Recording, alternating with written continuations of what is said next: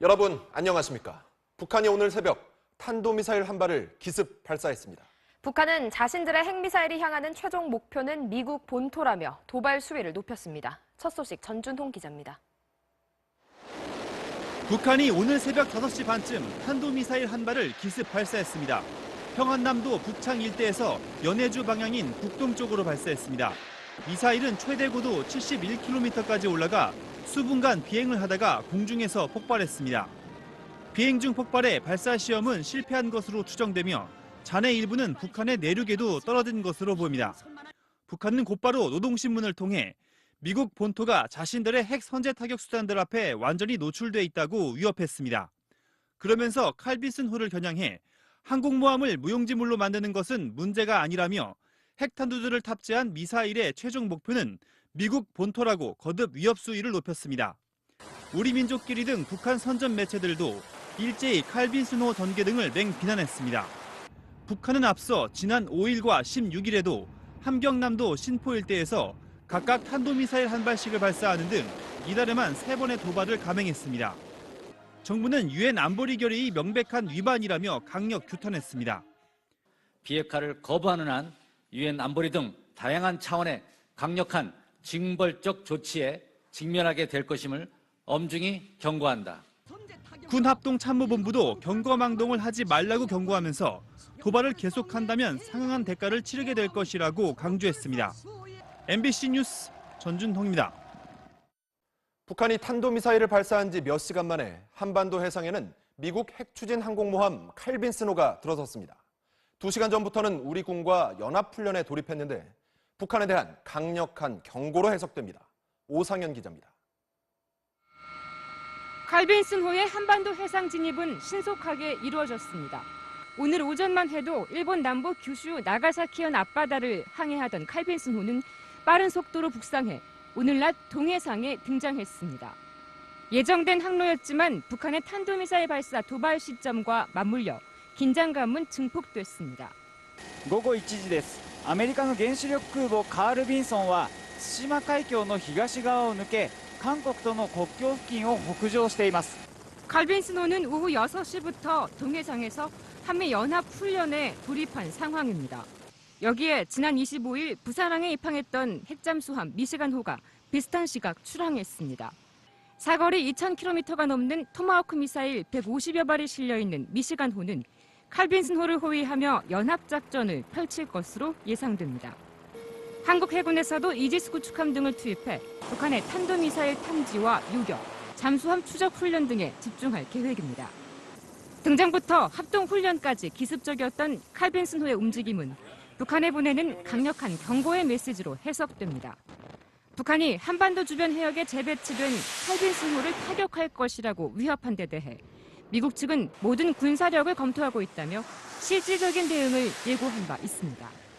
Weapons that North Korea would put against the Carl-Vinson strike group are easily defended by the capabilities resident in that strike group. If it flies, it will die.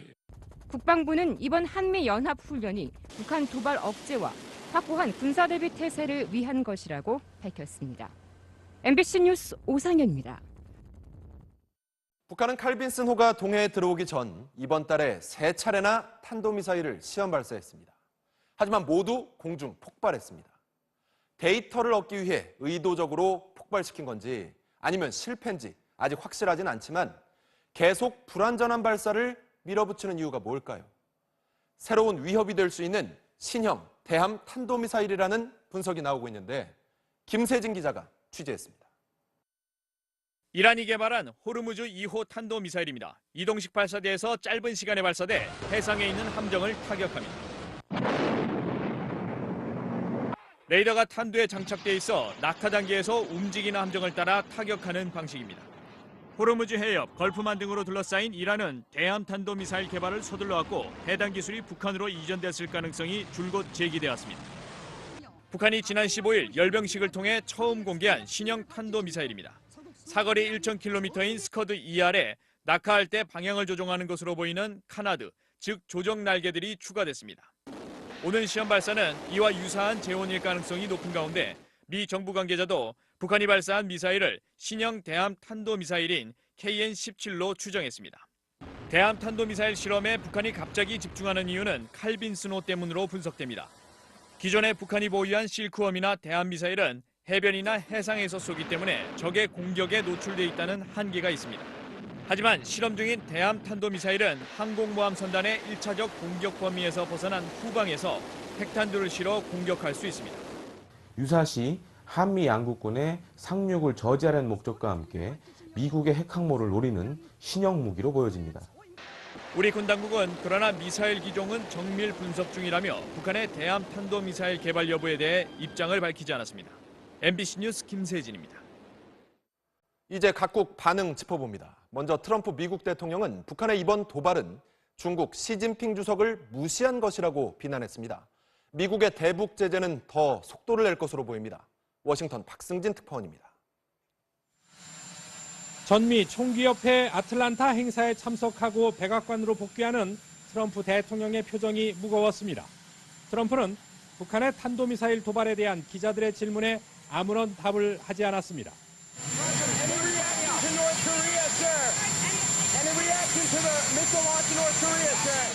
이후 트럼프는 트위터를 통해 북한을 비판했습니다. 북한 미사일이 비록 실패하긴 했지만 중국과 존경받는 시진핑 주석의 바람을 무시한 것이며 나쁘다고 적었습니다.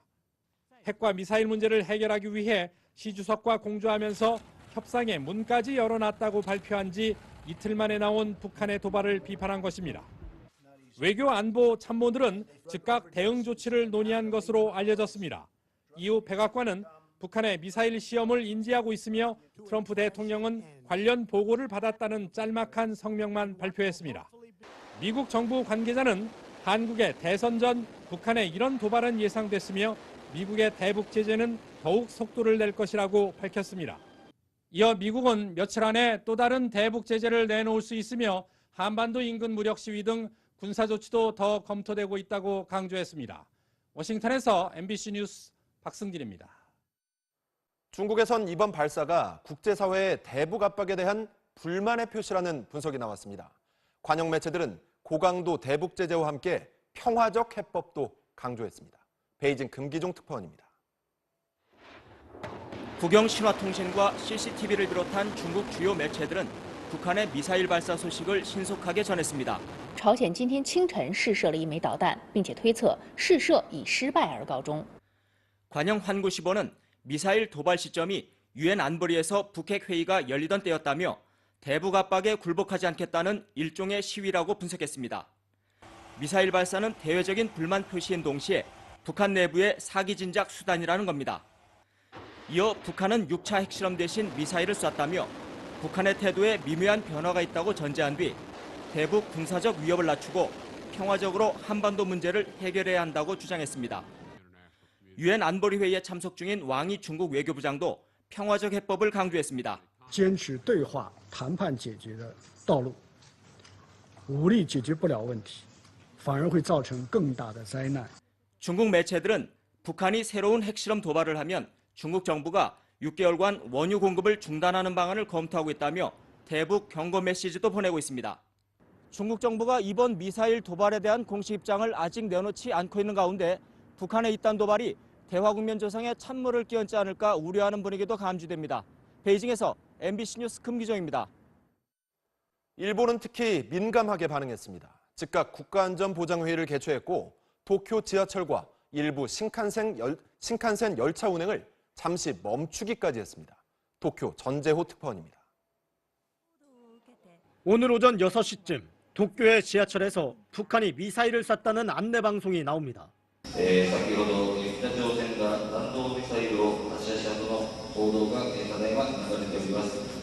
잠시 뒤 전동차 운행이 중단됐습니다.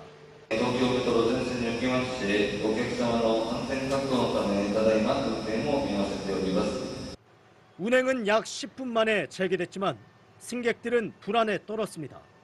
일부 신칸센 열차도 운행을 일시 중단했습니다. 지진이나 쓰나미 경보가 아닌 미사일 발사로 열차가 멈춰선 건 이번이 처음입니다.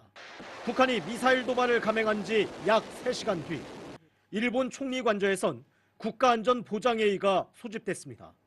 明白な違反であり、我が国としてはこのような北朝鮮に対する度重なる挑発行為を断じて容認できず 유럽 순방 중인 아베 총리도 북한에 대한 압박을 계속하겠다고 천명했습니다. 国際社会に対する明確な挑戦であります。北朝鮮は国際社会の制止を無視して 일본은 총리 관저에 설치된 위기관리센터에서 북한의 미사일과 관련한 정보 수집을 계속하며 긴장의 끈을 놓지 않고 있습니다. 도쿄에서 MBC 뉴스 전종우입니다. 사드 비용과 관련해 트럼프 대통령이 한국이 지불해야 한다는 입장을 또 한 번 밝혀 논란이 커지고 있습니다. 이런 가운데 미국을 방문 중인 윤병세 외교부 장관은 틸러슨 미 국무장관을 직접 만나서 우리의 입장을 전달했습니다. 조재영 기자의 보도입니다. 트럼프 대통령이 워싱턴 타임스와의 인터뷰에서 한국이 사드 배치 비용을 내야 한다고 거듭 강조했습니다. 사드는 전 세계 역대 최고 경이로운 방어 시스템으로 한국을 보호하기 위한 것이라면서 한국이 비용을 지불하는 게 적절하다고 말했습니다. 로이터 통신과의 인터뷰에서 사드 비용 10억 달러, 우리 돈 1조 원 상당을 한국이 지불하라고 언급한 지 하루 만에 같은 주장을 되풀이한 겁니다. 워싱턴 타임스는 트럼프 대통령이 로이터 인터뷰에 대한 한국 정부의 반박에도 불구하고 주장을 굽히지 않은 거라고 해석했습니다. 이보다 앞서 미국을 방문 중인 윤병세 외교부 장관은 틸러슨 미 국무장관과 별도로 회담을 갖고 사드 비용 문제에 대한 우리 측 입장을 전달한 것으로 알려졌습니다. 사드 전개와 운영 유지 비용은 미국이 부담한다는 기본 원칙에 변함이 없다는 내용을 전달했을 것으로 관측됩니다. 틸러슨 장관은 이에 대해 미국 내 관련 부서에 잘 전달하겠다는 입장을 밝힌 것으로 알려졌습니다. 미국 언론들도 트럼프 대통령의 폭탄 발언에 주목하고 있습니다. That's actually quite controversial in this country. It's been a subject of debate for the presidential candidate. 뉴욕타임스는 트럼프가 한국을 당황하게 하고 있다고 진단했고 워싱턴 포스트는 이런 갑작스러운 고집은 동맹국을 휘청거리게 할 수 있다고 지적했습니다. MBC 뉴스 조재영입니다. 유엔 안보리 이사국들이 장관급 회의를 열어 북한 핵 문제 해결 방안을 논의했습니다. 미국은 북한과 거래하는 제3국까지 제재하는 이른바 세컨더리 보이콧 강행 의지를 보이며 중국을 압박했고 중국은 한국 내 사드 배치가 문제라고 주장했습니다. 뉴욕에서 이진희 특파원이 보도합니다. 북핵 문제를 논의하기 위해 열린 유엔 안보리 장관급 회의. 미국은 국제사회가 더 강도 높은 대북 제재에 나서야 한다고 촉구했습니다. Failing to act now on the most pressing security issue in the world may bring catastrophic consequences. 특히 북핵 문제 해결의 유일한 지렛대는 중국이라며 중국의 적극적인 대북 제재를 요구했습니다. 또 북한과 거래하는 제3자나 단체까지 제재하는 세컨더리 보이콧도 주저하지 않겠다며 중국을 압박했습니다. 유엔 회원국들에겐 북한과의 외교관계 축소를 요청했습니다. 경제 제재와 함께 외교적 고립 전략으로 북한을 압박하겠다는 겁니다. 미국은 대북 군사행동 가능성을 배제하지 않았지만 핵 개발을 중단하면 경제적 보상을 주겠다는 유화책도 내놨습니다. 중국은 북한에 대한 군사적 행동이 더 큰 위험을 초래한다고 경고했습니다. 북핵 문제 해결을 중국에만 의존해선 안 된다며 한미 군사훈련 중단도 요구했습니다. 중국은 또 한국 내 사드 배치가 북핵 문제 해결에 걸림돌이 될 수 있다는 뜻도 내비쳤습니다. 这一举措严重损害了中国和本地区其他国家的战略安全，同时也冲击了各方在半岛问题上的信任和合作。 북핵 문제 해법을 두고 미국과 중국이 또 한 번 견해차를 드러내면서 중국을 움직여 북한을 압박하려는 미국의 계획이 쉽지 않을 것임을 예고했습니다. 뉴욕에서 MBC 뉴스 이진희입니다.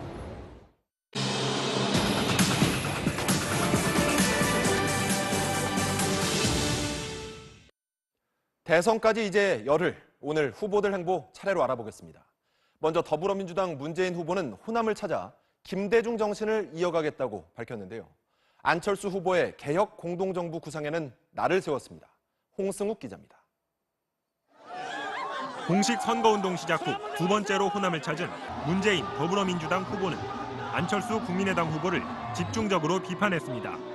특히 안 후보가 밝힌 개혁 공동정부 구상은 선거에서만 이기려는 정치공학이고 정권 야합이라며 날카로운 공세를 펼쳤습니다. 국회 다수 세력에게 총리를 내주겠다고 합니다. 그러려면 장관도 나눠줘야 하고 권력도 나누어야 합니다. 또 안 후보는 햇볕 정책과 6.15 남북 정상회담에 공과 과가 있다는 판단을 하고 있다며 자신이 호남 정신을 계승하겠다고 말했습니다. 김대중 정신, 햇볕 정책 더 발전적으로 계승하겠습니다. 지난 이명박 정부와 박근혜 정부는 인사와 예산에서 호남을 차별해왔다고 지적하며 지역 표심에 호소했습니다. 좀 더 밀어주면 이제 집권 여당 되지 않겠습니까? 호남 유세를 마친 문 후보는 충남으로 이동해 대전과 충청권 표심 잡기에 나설 예정입니다. 이런 가운데 같은 당 김부겸 의원은 지난 27일 대구에서 삿대질을 하며 호통치듯 유세한 것이 논란을 빚었습니다. 정신 차려! 어디서 여당이라 그러면 말도 못하면서 야당이 뭘 하면 삿대질하고. 이에 대해 김 의원 측은 오랫동안 한쪽으로 치우쳤던 투표 분위기를 바꿔 새 정치를 만들자는 의도였다고 해명했습니다. MBC 뉴스 홍승욱입니다. 자유한국당 홍준표 후보는 부산, 울산, 경남 지역을 찾았습니다. 영남 지역에서 일고 있는 동남풍을 전국적인 태풍으로 만들자고 말했습니다. 이재민 기자입니다. 경남도지사를 지냈던 홍준표 자유한국당 후보가 경남을 찾아 김해 신공항 확장과 남부 내륙철도 건설, 항공산업 지원 등을 공약했습니다. 홍 후보는 분위기가 확연히 달라졌다며 자신과 문재인 후보의 양강 구도가 만들어지고 있다고 밝혔습니다. 오늘부터 이제 열흘 남았습니다. 열흘 동안 내 대반전을 이루어 볼 테니까. 오늘은 홍 후보 차남 결혼식 날이었지만 참석하지 못하고 동영상 메시지를 보내며 유세 강행군을 이어갔습니다. 홍 후보는 어려웠던 자신의 성장 시절을 소개하며 서민의 꿈을 이뤄보자고 호소했습니다. 저희 아버지는 막노동을 했습니다. 막노동을 매일 가서 하고 돌아와서 가족을 먹여 살리니까 내 피눈물 나는 세월을 살아봤습니다. 미국 도널드 트럼프 대통령과는 셰일가스 수입 등의 방안을 이용해 사드 등의 현안에 통큰 협상을 해나가겠다고 말했습니다. 중동에서 수입하나 미국에서 수입하나 똑같습니다. 협상을 하는 게 맞겠다. 트럼프는 사업가예요, 사업가. 울산에서 평화의 소녀상을 찾은 뒤 부산에선 사직생의 각오로 자유대한민국을 지키겠다고 강조했습니다. 후보 단일화에 나설 생각은 없고 안철수 후보의 개혁 공동정부 제안에도 찬성하지 않는다고 밝혔습니다. 남재준 전 국가정보원장은 극단적 반국가 세력을 척결하자며 대선 후보직을 사퇴하고 홍 후보 지지를 선언했습니다. 홍 후보는 내일 경기 북부를 방문한 뒤 인천과 서울 코엑스 앞에서 대규모 유세전을 펼칩니다. MBC 뉴스 이재민입니다. 국민의당 안철수 후보는 충청도를 찾아 청와대와 국회에 세종시 이전을 약속했습니다. 문재인 후보의 통합론은 자리 나눠먹기라고 비판했습니다. 김성현 기자입니다. 안철수 국민의당 후보는 개혁공동정부 구상을 통해 모든 합리적 개혁 세력이 참여하는 협치 시대를 반드시 만들겠다고 호소했습니다.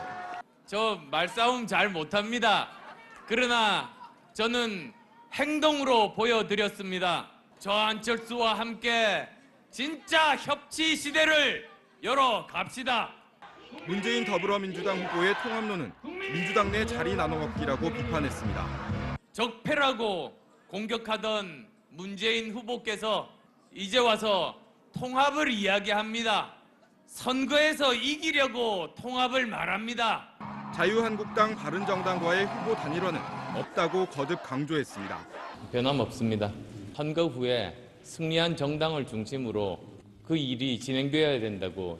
다만 공동정부준비위원장을 제안받은 김종인 전 민주당 대표가 자유한국당 바른정당 인사와도 함께하겠다는 뜻을 시사한 건 선거 이후 정부 구성에 관한 얘기라고 선을 그었습니다. 세종시를 찾은 안 후보는 개헌을 통해 청와대와 국회를 세종시로 이전하겠다고 약속했고 1헥타르 미만의 소규모 농가에 농업직불금 추가 30% 지급 등 한국형 가족농 보호 공약도 내놨습니다. 안 후보는 내일 수원과 안양, 부천 등 경기 지역을 돌며 수도권 표심 잡기에 나섭니다. MBC 뉴스 김성현입니다. 바른정당 유승민 후보는 영남권 공략에 집중하며 막판 총력 유세에 나섰습니다. 정의당 심상정 후보는 인구가 집중된 수도권에서 시민들과 만나 한 표를 호소했습니다. 김세로 기자입니다. 바른정당 유승민 후보는 경남과 부산, 대구, 제주를 잇는 주말 2박 3일 강행군 유세에 돌입했습니다. 경제와 안보 위기를 헤쳐나갈 적임자라는 점을 강조했습니다. 팔을 걷어붙이고 우리 대한민국 똑바른 나라, 깨끗한 나라로 만들고 경제 살리고 안보 확실하게 지킬 자신이 있습니다. 지지율은 낮지만 아직 마음을 정하지 못한 유권자를 설득할 시간은 충분하다며 단일화 없는 완주를 거듭 밝혔습니다. 끝까지 갈 수 있냐 걱정하십니다. 여러분 5월 9일 투표 용지에 기호 4번 유승민 이름 반드시 보게 될 것입니다.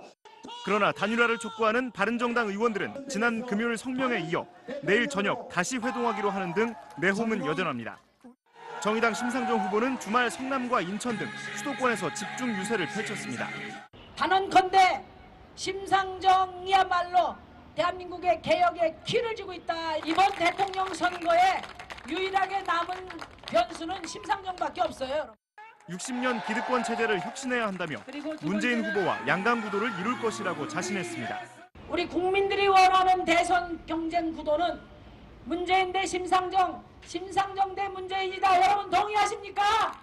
누굴 대통령으로 하는가 중요하지만은 정치 구도를 이제 확 바꿔야 돼요. 또 4차 산업혁명 활성화를 위한 일자리와 고용보험 확대, 생계형 채무자들의 부채 탕감 등을 약속했습니다. MBC 뉴스 김세로입니다. 어제 열린 5차 TV토론회에서는 주요 주제였던 경제 분야 외에도 민감한 현안들이 많이 다뤄졌습니다. 보수와 진보 성향 후보들 간의 입장이 극명하게 엇갈렸는데 사드 배치와 개성공단 재가동 문제 등이 도마에 올랐습니다. 먼저 천현우 기자의 보도입니다. 사드 배치 결정을 차기 정부로 미뤄야 한다는 입장에 더불어민주당 문재인 후보는 국회 비준 동의와 함께 공론화 과정이 필요하다고 말해 사실상 사드 배치 전면 재검토 입장을 밝혔습니다. 또 국민적인 공론화 과정을 거쳐서 결정할 문제라고 봅니다. 사드를 아예 미국으로 되돌려 보내자는 주장도 나왔습니다. 사드 도로 가져가라 이렇게 말해야 당당한 대한민국이라고 생각합니다. 다른 후보들은 사드 비용은 이미 한미 당국이 합의한 사안으로 트럼프 미 대통령의 외교 전략적 발언에 흔들릴 이유가 없다고 강조했습니다. 돈 안 내는 걸로 이미 합의가 다 되는 거 잘 아시지 않습니까? 그 사업을 한 사람이라 가지고 뭔가 딴 걸 노리고 친 것 같습니다. 미국에서 내기로 이미 다 합의가 돼 있습니다. 한미 정상회담을 통한 해결책도 제시했습니다. 10억 불 내라고 하는 것은 좌파 정부가 들어오면 이제 코리아 패싱을 하겠다는 그 뜻입니다. 대통령이 되면 제일 먼저 칼빈슨호 함상에서 한미 정상회담 하겠습니다. 개성공단 재개 문제를 둘러싼 공방도 벌어졌습니다. 북한 청년들 그 일자리 대책같이 보이는데 이거 취소할 용이 없습니까? 저임금을 찾아서 나갔던 기업들이 맞으면 유턴해서 유엔 결의 위반 아닙니까? 그런 문제들이 해결된 후에 가능하겠죠. 차기 정부 총리의 국회 추천 문제를 놓고도 의견이 충돌했습니다. 국회 합의에 맡긴다면 그 얼마나 많은 시간이 걸리겠습니까? 협치의 틀을 만드는 것부터 해야 되지 않겠습니까? 토론회가 끝난 뒤에도 후보들의 장외 설전은 이어졌고 시간이 부족했다며 아쉬움을 나타내기도 했습니다. 정책 토론에는 아주 도움이 된 것 같습니다. 지금 아마 대폭 올라갔습니다. 워낙 짧아서 좀 아쉬웠습니다. 어거지를 많이 써요. 좀 격해진 측면이 있습니다. MBC 뉴스 천현우입니다. 5명의 주요 후보들은 상대 후보 정책의 허점을 지적하며 날선 공방을 이어갔습니다. 일자리 정책과 법인세 인하 등의 이슈에 대해서도 큰 시각차를 드러내며 격돌했습니다. 박준규 기자의 보도입니다. 가계소득이 늘어나야 경제가 성장한다는 소득 주도 성장에 대한 공방으로 토론은 시작됐습니다. 아무리 들어봐도 이게 말은 성장인데 성장의 무슨 해법이라고 그럴까 방법이라고 그럴까 이런 게 아닌 것 같아요. 가계소득이 높아져야 아니 그러니까 그것이 소비를 높아지는? 촉진시키고 그다음에 또 내수가 살아나서 아니 좋은 말씀인데 가계소득을 어떻게 첫째 일자리 그다음에 또 최저임금 인상 이런 많은 방안들을 제시하고 있지 않습니까? 성장론과 분배론의 싸움으로 이어졌습니다. 성장에 대한 해법을 말씀해 주시라니까 자꾸 복지 이야기를 하시거든요. 유 후보님은 예. 복지가 곧 성장이다. 예. 분배가 곧 성장이다. 이 개념 자체를 이해를 못 하시는 거예요. 감세론도 쟁점이었습니다. 실효세율을 정말 정상적으로 만든 다음에 국민적인 공감대를 얻어서 증세한다는 겁니다. 법인세를 35%에서 15%로 내린다. 해외로 나갔던 기업들 다 돌아오라. 또 우리나라만 지금 정반대로 가는. 일자리 창출 방법에 대해서도 시각차를 드러냈습니다. 공공부문 일자리 81만 개 곧바로 가동하겠습니다. 세금으로 일자리 만들 것 같으면 저는 81만 개가 아니라 200만 개, 300만 개도 만들 수 있을 것 같습니다. 그것보다 더 세금이 절실하게 필요한 데가 있겠습니까? 한국경제 파탄의 책임에 대해선 내탓 공방을 벌였습니다. 이명박, 박근혜 정부 동안 우리 경제 참담하게 실패한 것, 그건 인정하시죠? 또 이명박, 박근혜입니까? 우리가 5년마다 능력 없는 대통령 뽑다가 이 경제가 이 모양 됐습니다. 길 가다가 넘어져도 노무현 대통령 탓을하고 진위 개수가 가장 나빴던, 최고로 나빴던 데가 노무현 대통령 때입니다. 지금 여기 계신 분들 중에 3분이 전임 정권에 정말로 많은 책임이 있으신 분들입니다. MBC 뉴스 박준규입니다.